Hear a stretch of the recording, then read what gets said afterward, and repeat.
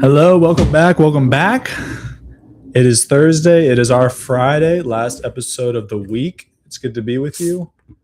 I know I'm a little thirsty. I have this giant. One sec.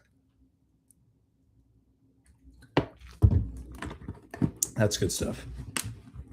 I know I have this giant thing here, but I was just too lazy to pour it in a cup. But anyway, it's good to be here with you. We're going to be talking about a little thing I've been looking into. A little podcast called what was it called? The Pro-Life in 7 Minutes podcast. Yes, I am pro-life. I am Catholic, so that's a thing. And this podcast I thought was really interesting. I actually discovered it because I was thinking about working for them, and I didn't end up working for them, but the podcast still interested me, so I've listened to the first season out of 3. So I just want to talk about that a little bit. And I think that's the main subject, the only subject. So before we get into that, I did want to talk about today. Trump says we have a deal with Iran. There's been a ton of times where we say we're almost at a deal, we're almost at a deal. Probably lying the whole time. And he said that a lot of 20 times, 30 times, I don't even know. Week after week, week after week. Now he says there is a deal. What are the odds he's telling the truth? I just wanted to mention that because it's getting a little insane. Just the gaslighting and the different geopolitical tactics that our government's using, the different governments in the Middle East, Israel, Iran, the Gulf countries. It's just a little insane. So I don't think there's a deal, but we haven't heard anything about it. It appears Iran is contradicting him, but Iran has 7 different avenues. I think their communication is difficult over there. They're really hunkered down. I've just imagined all of the IRGC is just in bunkers with Morse code communication with each other. So, and then we don't even know, and it's for his protection, but we don't even know where their supreme leader is right now. Because if they did know, they'd probably kill him.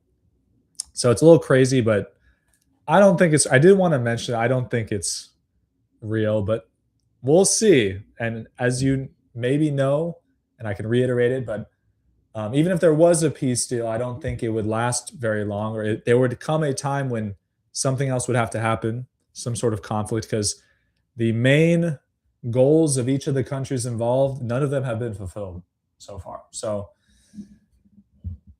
yeah, something will have to happen. Something will have to change. If you want to learn more about this, Nick Fuentes is the guy. He's got this thing down. I think he's the best. There's some other guys that talk about it, and I think they've got some good stuff. But overall, I think Nick has it down the best. So I got to give him credit where credit is due.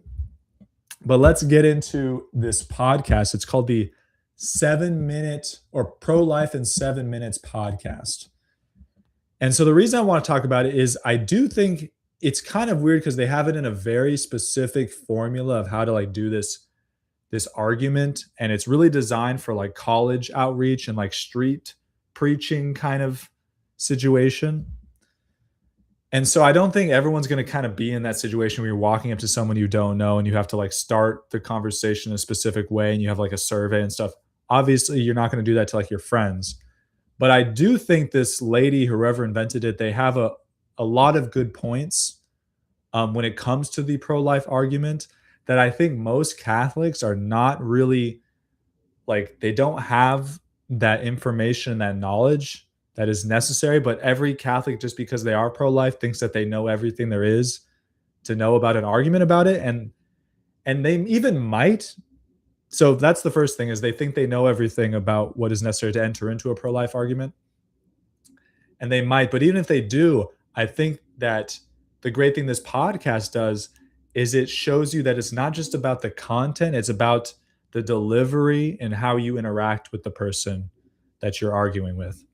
It is an argument, right? It is disagreement, but there's definitely rhetoric and different ways of approaching it that are better than others to be convincing. And I think a lot of us pro-life people, or even I usually speaking to Catholics, but everyone, if you have a point that you want to defend or you want to argue, it becomes apparent that it's not just about the like logic of it. There's so much more surrounding it. Whether that's a good or a bad thing, I don't know. I tend to think it's maybe not great, but I do appreciate people taking everything into account when it's necessary to save lives or to convince someone of wrongdoing or right doing, etc. So I want everyone to take advantage of all the tools. So we're going to talk about that. So the first thing, and this is kind of maybe I'm not sure if this is true. This is just how I think of it. I think a lot of people, so this podcast, and they can correct me if I'm wrong, but this podcast seems to think that most pro choice people are just, or even like neutral people that are like, it's weird. Like neutral people usually go pro choice because it sounds like the humane thing to do or something. But this podcast argues that it's more of a like a logical or an intellectual dilemma being pro choice, pro life, um, whatever side you're on. And they argue that most people just haven't heard good arguments for being pro life. I'm not sure if I am on that side. I'm because they have the data, they're talking about how many people they're able to convince and stuff like that. So I don't know if I've convinced anyone of being pro life. So I got to give them credit where credit's due. But in my personal opinion, what I've found, and in my own personal life as well, and I might be correcting this as I go along, is that there was like a huge moral component. And this, you don't want to change your position because it would change how you have to live or how someone has to live or how society has to run.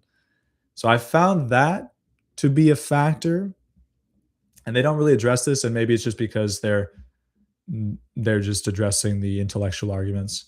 But I found that, so they talk about that. I think that's an interesting subject, and I've talked about that with a lot of people actually.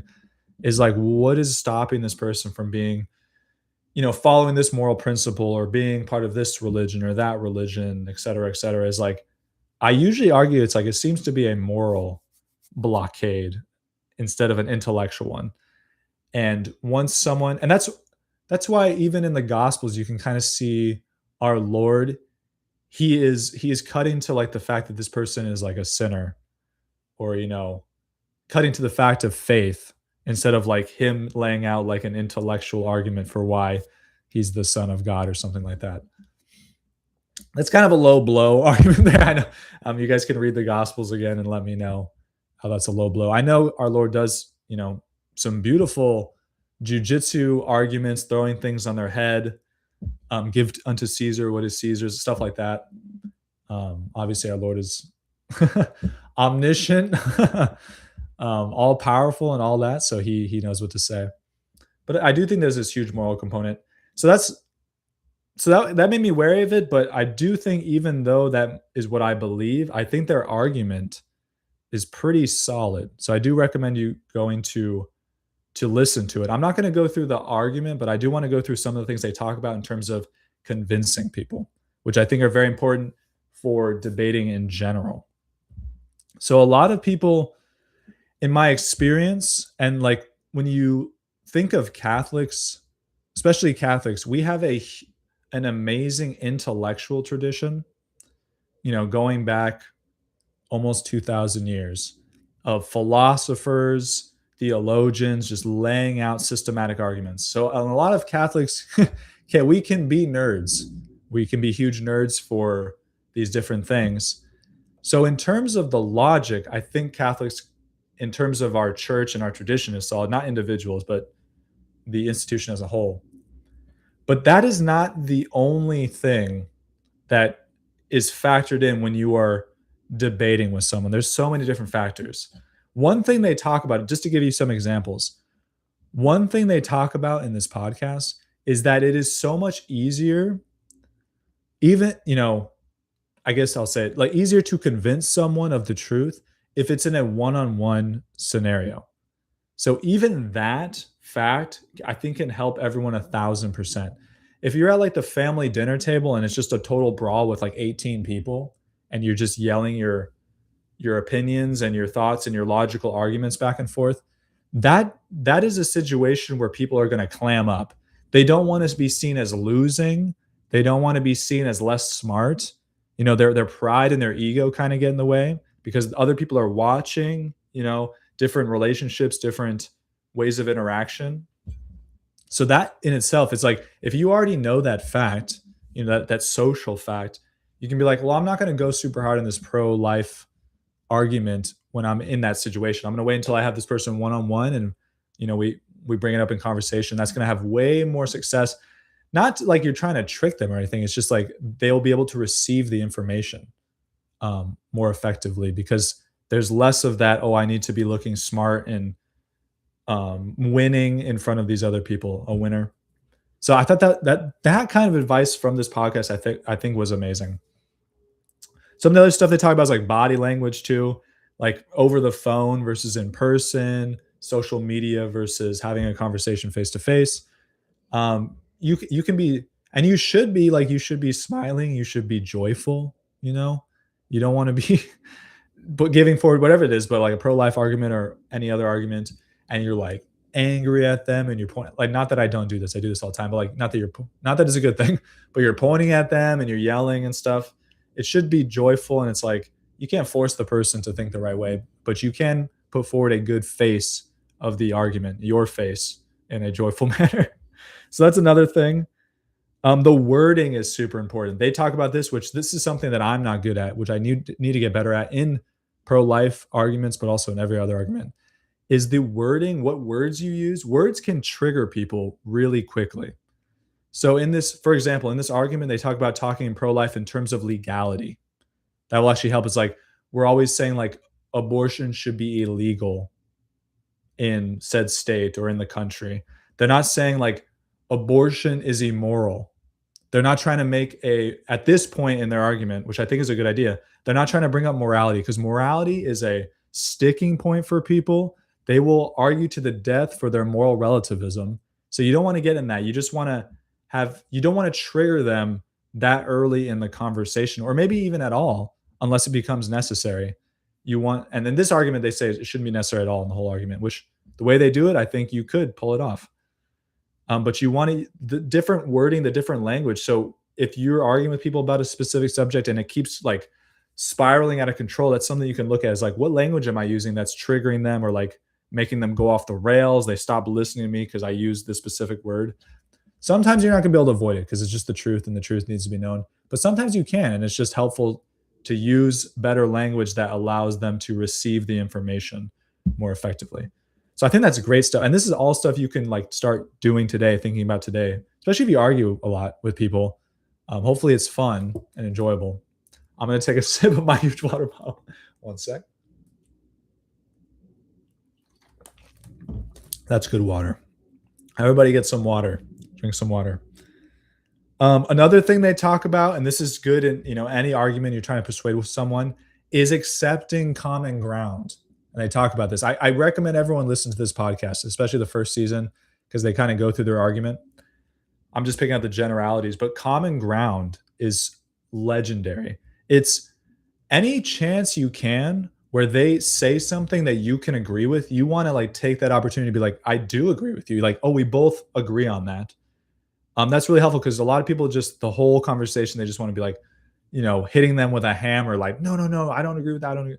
But like, if you can find anything where it's like, oh, we actually agree on that, I think that can really bring down the irrational guardrails, the irrational walls that we put up, so we can open it up to some real dialogue. And it's really, if you have the truth and you're explaining it in a coherent way, it's really going to be only preconceived notions or presumptions, those walls up that they already have, that are going to be preventing it. So if we can bring those down, those defensive, irrational walls, any way we can do that, for the better, for sure. Not saying I'm an expert at this. I'm not. But I thought this podcast was great at talking about this stuff. And what was anything else? Oh, and they talk about visuals. I think visuals probably could be helpful. I've never used them, but I thought that was an interesting point. They were like, if you can have visuals in your conversation, that's going to really help people.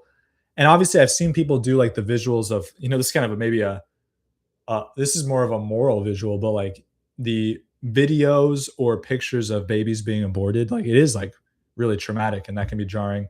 And other they talk about some. So if you want to go more into that, let me know. But that's just another possibility is visuals in your when you're debating people. Bum, bum, bum. I had two more points. I don't know if I want to go into them. Let's see. Oh, and she said some things that I was a little like, okay, I don't know if I how I feel about that. But she talks about pushing opinions onto people. She's like, we don't want to be pushing our opinions onto people. And I'm like, I don't know what she means by that. So I'll just talk about it in the general sense. I don't know if this is how she feels about it. But like really everyone is pushing their opinions on everyone or whatever if it is even an opinion or pushing their truth on everyone. So I don't like this fact that we're gonna be on our heels like, oh, we're not pushing our opinion on you and stuff. It's like, no, everyone is doing that. Literally everyone. The pro-choice person is pushing their opinion on you. The the the transgender person is pushing their opinion on you. The Muslim is pushing their opinion on you. We're in theory pushing our opinion. So I don't like this. And I know what they probably mean is like we're not going to be mean about it, but like in reality, we want everyone to agree with us, and that's true of everyone. So I wish we could get past this. I'm not saying this is what she meant, but I do wish we could get past this whole like apologizing for having a different opinion and wanting others to agree with us. It's just reality. So I think we should just accept reality. We don't want to be mean about it. We don't want to be rude about it, but like we don't want to hide that. It's like, yeah, I want you to agree with me. You want me to agree with you. Like that would be ridiculous. Why would we be arguing if we didn't want that?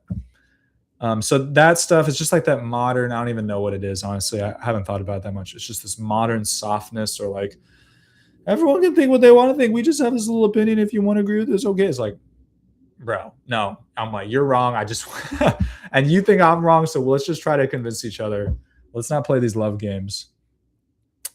The other thing she said, when she's talking about pro-choice people, she said, I think she said all pro-choice people or most pro-choice people, they actually want a thriving society the same as us. And then she was also saying that like everyone, when they push their thoughts, also wants a thriving society just like us. And I'm just not so sure if that's true.